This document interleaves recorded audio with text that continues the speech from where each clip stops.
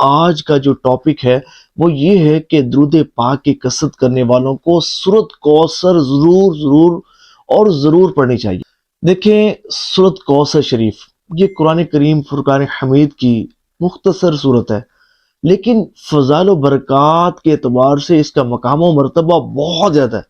اس کی روحانیت بہت زیادہ ہے، اس کا فیض بہت زیادہ ہے۔ اور بالخصوص جو شخص جادو، ٹونا، جنات، اثرات، آفات و بلیات سے نجات حاصل کرنا چاہتا ہو، اسے چاہیے کہ سورۃ کوثر کو پابندی کے ساتھ پڑھے۔ اللہ نے چاہا تو ان تمام بیماریوں سے اسے نجات نصیب ہوگی۔ جو شخص روحانی بیماریوں، جسمانی بیماریوں سے نجات حاصل کرنا چاہتا ہو، اسے چاہیے کہ سورۃ کوثر کی پابندی کرے۔ اسی طرح جو شخص چاہتا ہو کہ اس کے حاسدین جو ہیں، حاسدین سے اسے نجات نصیب ہو، تو حاسدین سے نجات حاصل کرنے کے لیے یہ سورۃ کوثر کا ورد کرنا یہ نہایت مجرب المجرب مانا جاتا ہے۔ شریر لوگوں کے شر سے نجات حاصل کرنے کے لیے سورۃ کوثر کی تلاوت کرنا، پابندی سے پڑھنا یہ نہایت مجرب مانا جاتا ہے۔ اور اسی طرح اگر کوئی شخص ایسا ہو کہ نظر بد اسے بہت زیادہ لگتی ہو، تو نظر بد کی کاٹ کا بہترین جو عمل ہے وہ سورۃ کوثر کا عمل ہے، سورۃ کوثر کا وظیفہ ہے۔ اور سورۃ کوثر پڑھنے کی برکت سے نظر بد کی بہت جلد کاٹ ہو جاتی ہے۔ اور اس سورت کی ایک خاص بات یہ ہے کہ جو بندہ اس سورت کو پابندی کے ساتھ پڑھتا ہے، بلا ناغہ پڑھتا ہے، تو اللہ کریم اس کے رزق میں خوب وسعتیں عطا فرما دیتا ہے۔ اس کی رزق، اس کی روزی بڑھنا شروع ہو جاتی ہے، اور بے روزگاری سے اسے نجات نصیب ہوتی ہے۔ اور اس سورت کی ایک خاص بات یہ ہے کہ جو بندہ اس سورت کو پابندی کے ساتھ پڑھتا ہے، توجہ کے ساتھ پڑھتا ہے، اخلاص کے ساتھ پڑھتا ہے، دھیان کے ساتھ پڑھتا ہے، اور اللہ اور اس کے رسول صلی اللہ علیہ وآلہ وسلم کی محبت میں ڈوب کر پڑھتا ہے، تو وہ اللہ کے حبیب لبیب صلی اللہ علیہ وآلہ وسلم کی زیارت سے نوازا جاتا ہے۔ اسے خواب میں حضور صلی اللہ علیہ وآلہ وسلم کی زیارت نصیب ہوتی ہے۔ بعض بزرگان دین رحمہم اللہ المبین فرماتے ہیں کہ جو شخص ہر شب جمعہ کو 1000 مرتبہ سورۃ کوثر شریف پڑھے گا، تو وہ خواب میں حضور صلی اللہ علیہ وآلہ وسلم کی زیارت سے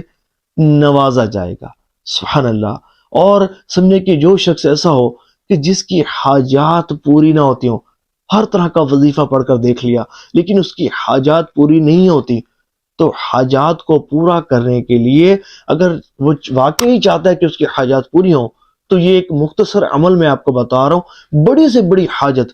اس عمل کی برکت سے پوری ہو جائے گی۔